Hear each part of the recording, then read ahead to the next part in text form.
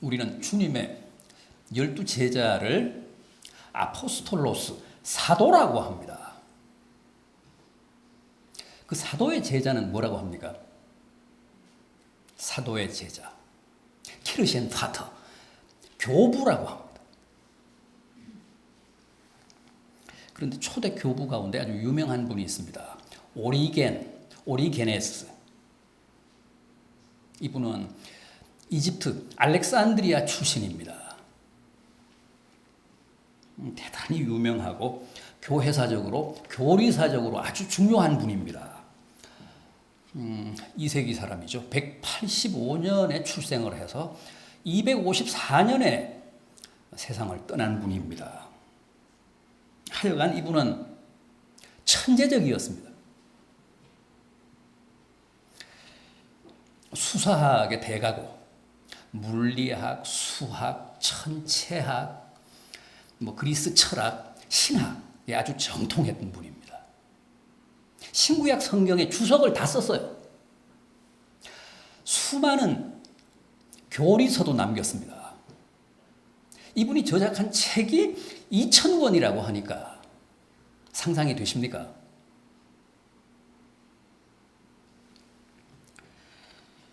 그래서 후대에 아주 영향을 많이 미쳤는데 4, 5세기 사람인 어거스틴에게 가장 많은 영향을 끼친 분으로 알려져 있습니다.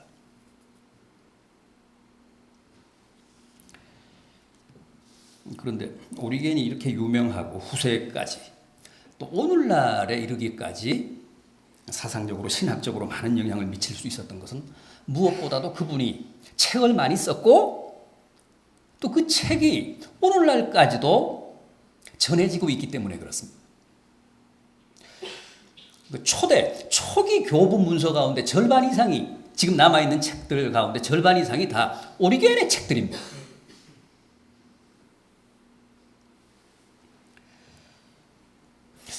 그렇다면 어떻게 2, 3세기 사람인 이 오리게네스의 책이 오늘날까지도 그렇게 많이 전해지고 있는가?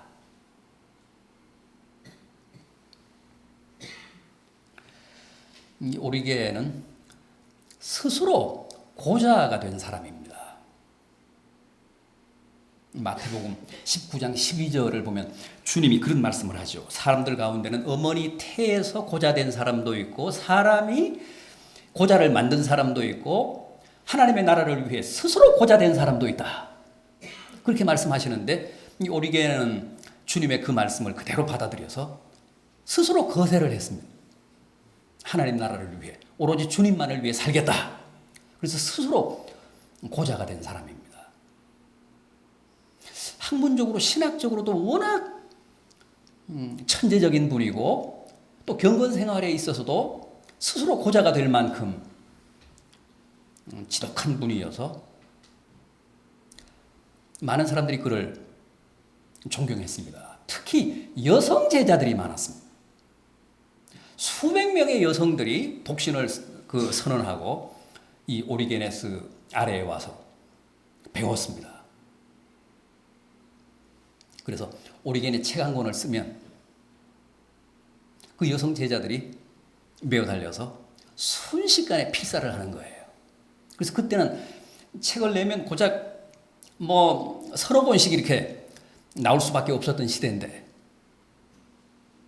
오리겐의 책만큼은 수백 권이 필사가 됐습니다. 양산이 된 거예요. 이제 그러다가 보니까 그 책 가운데 오늘날까지 전해지는 책들이 많게 된 겁니다.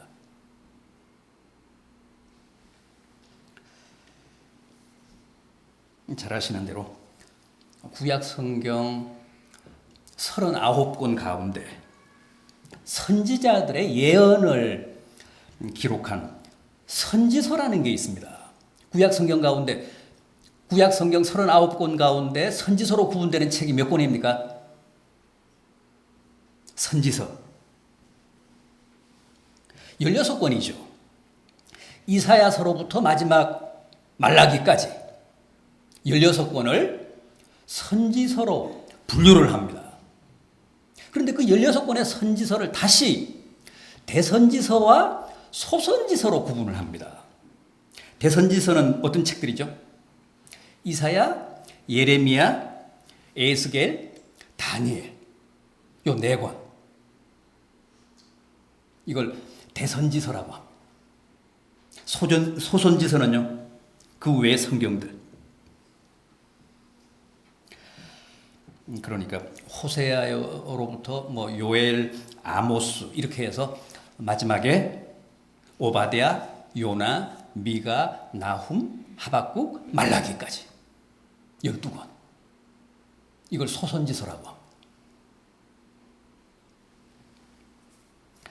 그러면 대선지서는 왜 대선지서고 소선지서는 왜 소선지서입니까?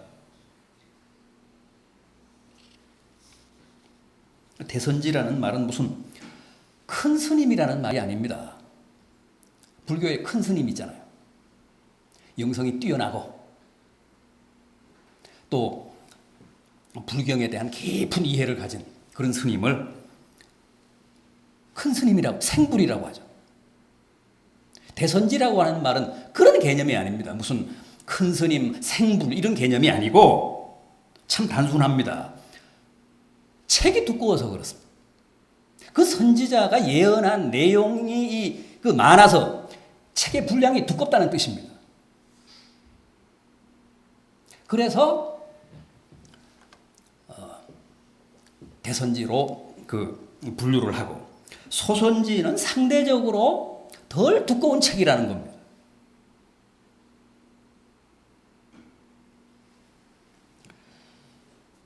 업적이 대선지자들에 비해서 적다는 뜻이 아니고 그들의 예언을 기록한 책이 덜 두껍다. 그러니까 분량이 많지 않다는 의미에서 소선지서입니다. 그들의 영성이나 그들의 무슨 인격이 대선지자들에 비해서 덜하다는 뜻이 아닙니다. 실제 이사야서는 몇 장이죠? 66장. 예레미야는요 52장. 뭐 에스겔 같은 경우는 48장. 분량이 많습니다. 그런데 오늘 이 호세아서 같은 경우 전체가 14장밖에 안 됩니다. 그래서 소선지입니다. 이 호세아는 소선지서입니다. 분량이 작기 때문에. 자, 그럼 오늘 본문을 한번 보겠습니다. 소선지서에 속한 이 호세아서. 오늘 제가 소개해드린 1장 1절 이하 9절까지의 내용. 주인공은 호세아 선지자입니다. 호세아 선지자의 소명 대목입니다. 우선 이 호세아라는 이름은 히브리식 이름입니다. 그런데 그 뜻은 구원이라고 합니다. 호세아, 구원. 이걸 헬라식으로 표기를 하고 발음을 하면 뭐가 될까요? 예수가 됩니다. 예수. 예수의 뜻도 뭡니까? 구원이잖아요.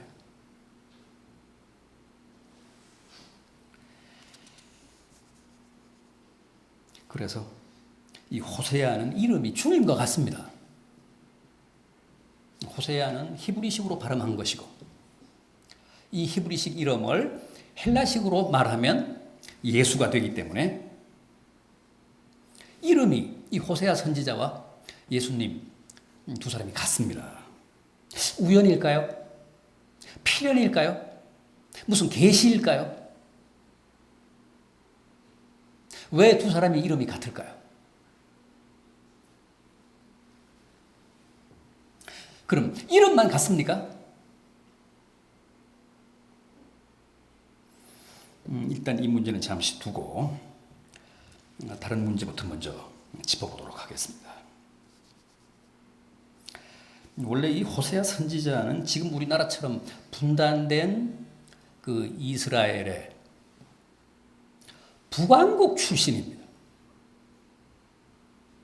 분단된 이스라엘의 북왕국 이스라엘의 출신입니다. 그래서 그의 활동 무대도 당연히 북왕국이었습니다. 북이스라엘이었습니다. 그런데 이상한 것은 오늘 본문 1장 1절을 한번 보십시오. 오늘 본문 1장 1절을 다시 한번 보십시오. 우시야와 요담과 아하스와 히스기야가 이어 유다 왕이 된 시대, 곧 요아스의 아들 여로보암이 이스라엘 왕이 된 시대에 부에리의 아들 호세아에게 임한 여호와의 말씀이라. 이 1장 1절에 나오는 왕들이 다 북이스라엘의 왕들이 아니고 남왕국 유다의 왕들입니다.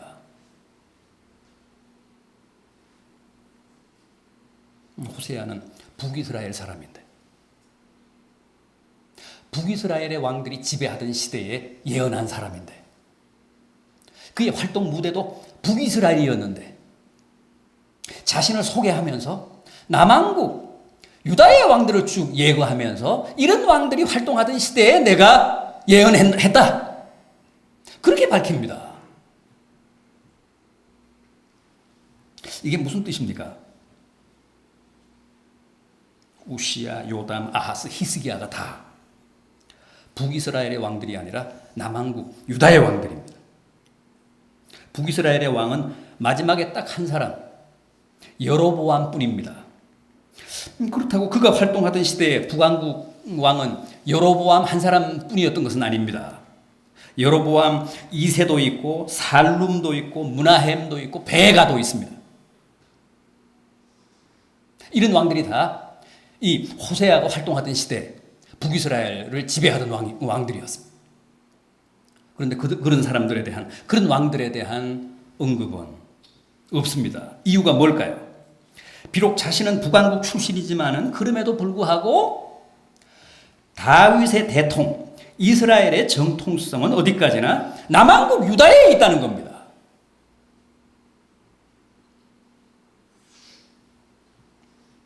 다윗이 바로 유다 지파고 남왕국이 바로 그 유다 지파를 중심으로 이루어졌기 때문에 이스라엘의 정통성은 자기가 소속된 북이스라엘이 아니라 남왕국에 있다는 확신입니다.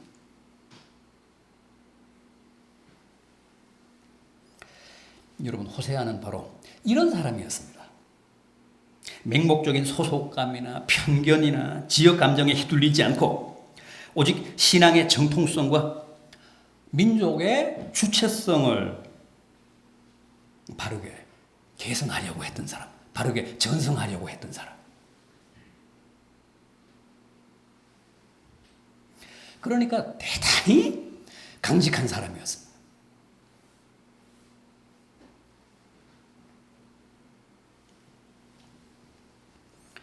이 호세아서 4장 15절을 보면 북이스라엘은 비록 타락해도 남왕국 유다만큼은 죄를 범해서는 안 된다. 호세아가 그렇게 말하는 대목이 나옵니다. 자기가 소속된 북이스라엘은 비록 타락을 해도 남왕국 유다만큼은 절대 죄를 범해서는 안 된다는 거예요. 이스라엘의 정통성은 북왕국 이스라엘이 아니라 남왕국 유다에 있으니까.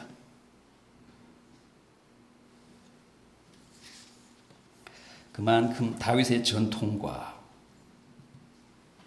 유다 지파를 중심으로 한 남왕국의 소망을 두고 살았기 때문에 비록 북이스라엘 출신이지만은 남왕국이 잘 되기를 빌었던 사람입니다. 남왕국이 하나님 앞에 바로 서기를 원했던 사람입니다. 그게 맞잖아요. 주님도 결국은 남왕국 유다 지파를 통해 다윗의 자손으로 오시지 않았습니까? 그걸 꿰뚫어 본 거예요.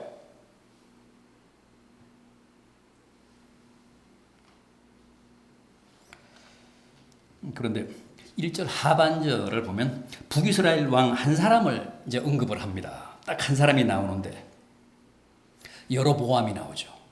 왜 북이스라엘의 왕은 이 여로보암 한 사람만 언급했을까요? 다른 왕들은 다 쿠데타로 집권을 한 사람들입니다. 정통성을 인정하지 않았다는 뜻입니다. 여로보암만 제외하고 다른 왕들은 다 쿠데타로 권력을 찬탈한 사람들이기 때문에 그 권력 인정할 수 없다는 거예요. 그래서 유다 왕들만 언급하고 북이스라엘 왕은 딱 여로보암 한 사람만 얘기한 겁니다.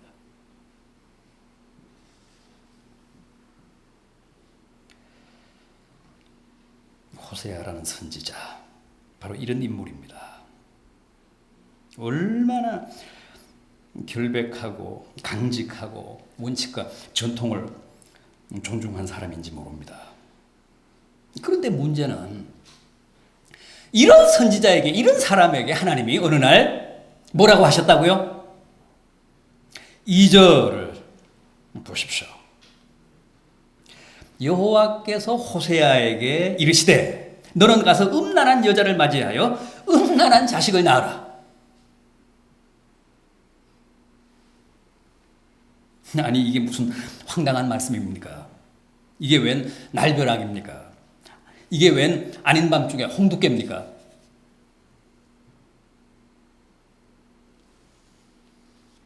음란한 여자를 취해서 음란한 자식을 낳으라니요.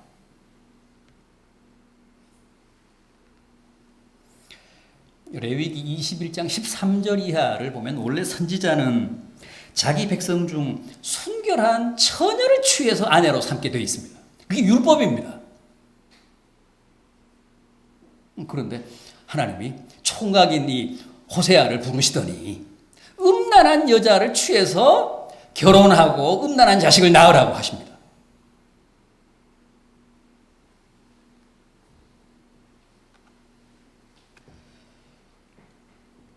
이건 대체 뭡니까? 참으로 곤혹스러운 명령이 아닐 수 없습니다. 세상에 숱한 선지자들이 있고 이때가 BC 8세기니까 BC 8세기는 선지자의 세기라고 할 만큼 많은 유명한 선지자들이 활동했던 시대입니다. 이때는 호세아 선지자만 있었던 게 아니고 아모스, 이사야, 예레미야, 무슨 미가, 요나까지도 이 동시대에 활동했던 유명한 유수한 선지자들이었습니다. 그런데 이런 명령을 하나님이 하신 경우는 없습니다. 호세아가 유일합니다. 생각해 보십시오. 선지자라는 사람이 세상이 다 아는 음란한 여자와 결혼을 하면 남들이 대체 뭐라고 하겠습니까? 어떻게 얼굴을 들고 다니면서 하나님의 말씀을, 하나님의 계시를 예언할 수 있겠습니까? 그리고 그런 선지자가 전하는 말씀을 백성들이 수용을 하겠습니까? 받아들이겠습니까?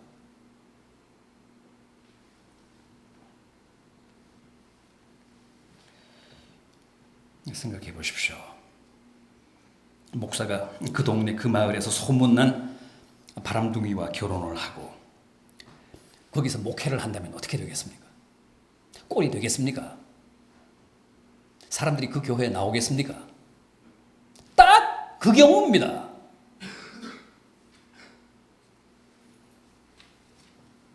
얼마나 난감했겠습니까? 누가 그를 선지자로 인정하고 누가 그가 전하는 예언의 말씀을 하나님의 계시로 받아들이겠습니까? 그런데 여러분, 이 호세아의 얘기는 비유가 아닙니다. 팩트입니다.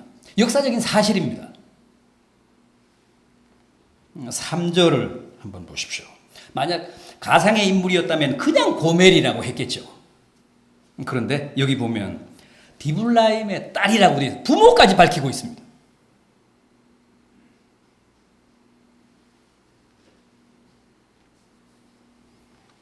그럼에도 보십시오.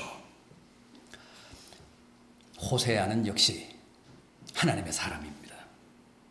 선지자입니다. 그의 강직한 인품이나 정서로는 도저히 상상할 수 없는 말씀인데도 거기에 결단합니다. 순종합니다. 복종합니다. 그래서 하나님이 명령하신 대로 실제 가서 그 음란한 여인을 데려와서 자기 아내로 삼습니다. 참으로 대단한 사건이 아닐 수 없습니다. 결혼한 후에도 고멜은 재벌은 남 못 줍니다. 툭하면 가출을 일삼고 외간 남자와 눈이 맞아서 외도하고 남의 자식까지도 낳습니다. 이 호세아 3장을 보면 인신매매를 당해서 팔려갑니다. 그런데 호세아가 다시 가서 비싼 몸값을 지불하고 사오잖아요.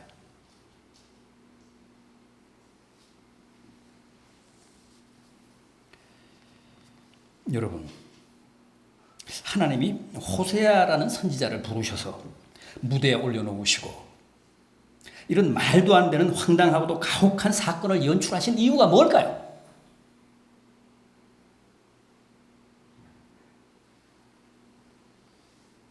뭘 계시하시고 무슨 메시지를 전달하시려고 이렇게까지 하신 걸까요?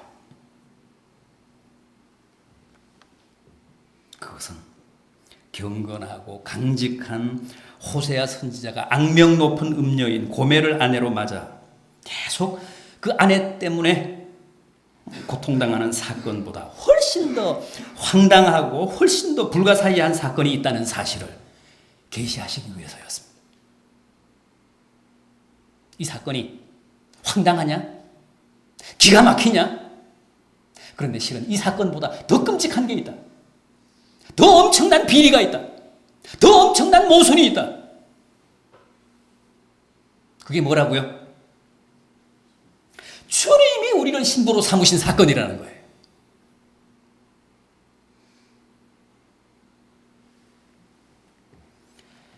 사실 이것은 호세아가 음란한 여인 고멜을 아내로 맞은 사건보다 훨씬 더 충격적입니다. 훨씬 더 말도 안 되는 사건입니다. 세상에 이보다 더 심한 비리나 모순이나 역설은 아마 다시 없을 겁니다. 그런 의미에서 호세아는 주님의 모형입니다. 주님의 그림자입니다. 구약에 나타난 가장 생생하고 가장 입체적이고 가장 역동적인 주님의 모습, 그게 바로 호세아입니다. 그래서 호세아와 주님의 이름은 같습니다. 예수입니다.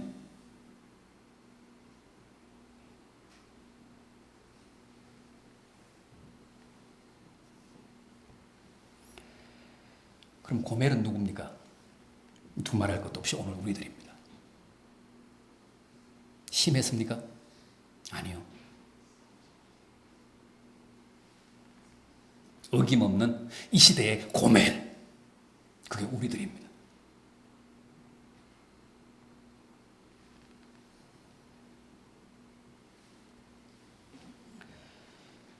따라서 우리는 오늘 이 본문과 관련해서 꼭 두 가지 사실만큼은 좀 깊이 사색해 봐야 합니다. 첫째는 주님의 사랑입니다. 도저히 사랑할 수 없고 도저히 아내로 삼을 수 없는 여인임에도 호세아로 하여금 기어이 그녀를 사랑하게 하시고 결혼하게 하신 주님이 고멜과도 같은 나를 당신의 신부로 삼으시고 지금도 끊임없이 용서하고 계신다는 사실, 이 기막힌 사랑을 세상 깊이 깨달아야 한다는 겁니다. 한번 생각해 보십시오. 주님의 신부가 된 후에도 우리가 얼마나 자주 외도했습니까? 얼마나 자주 우상들에게 추파를 던지고 얼마나 자주 세상과 눈이 맞아 가출했습니까? 또 그럴 때마다 주님은 얼마나 자주 우리를 다시 찾아오셨습니까? 한 번도 그 자리에 그냥 내버려 두시지 않았잖아요. 어떤 식으로든 어떤 방법으로든 우리를 다시 원위치 시켰잖아요. 그래서 지금 이 자리에 계신 거 아닙니까?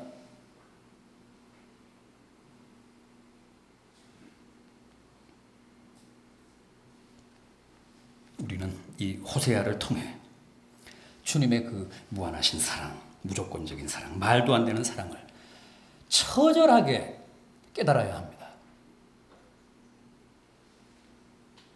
이 호세아서의 주제가 뭡니까? 여호와를 알자 합니다.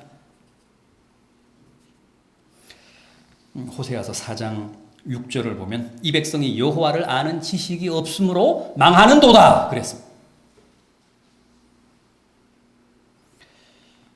우리는 이 한도 끝도 없는 여호와의 사랑을 먼저 알아야 합니다. 이거 모르면 망합니다. 호세아 선지자가 실제 그의 삶을 통해 생생하게 연출한 이 주님의 불가사의한 사랑을 이 가을에 다시 한번 깊이 깨닫자는 겁니다. 다음은 뭡니까? 주님의 아픔, 주님의 눈물입니다. 보십시오. 지독한 원칙주의자고 다윗의 혈통을 중시한 정통주의자고 쿠데타로 집권한 왕들은 아예 왕으로 취급도 안 해준 그런 강직한 선지자 호세아가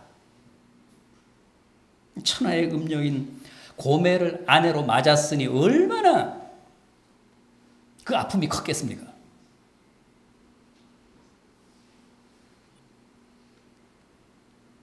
그런데 호세아의 그런 괴로운 심정, 호세아의 그 뼈아픈 고뇌가 그대로 우리를 당신의 신부로 삼으셨던 주님의 아픔이고 주님의 눈물이었다는 겁니다.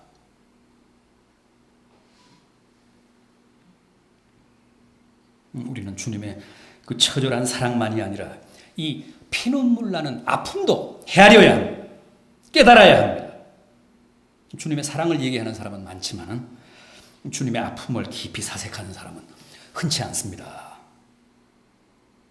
주님은 우리를 신부로 맞으시고 우리의 모든 죄악과 허물을 사하시기 위해 고난의 승잔인 십자가를 지셨습니다.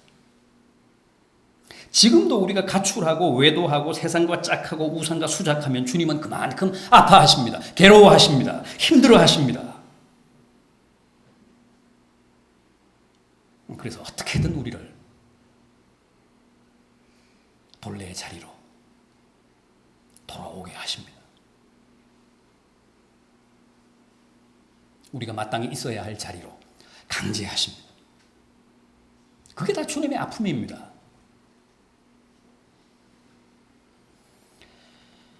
부디 이 가을 주님의 사랑뿐 아니라 주님의 아픔도 깊이 사색하십시오. 그래서 더욱 하나님을 아시고 또 주님의 뜻을 깊이 헤아리시는 성숙한 성도들이 되시기를 진심으로 기원합니다.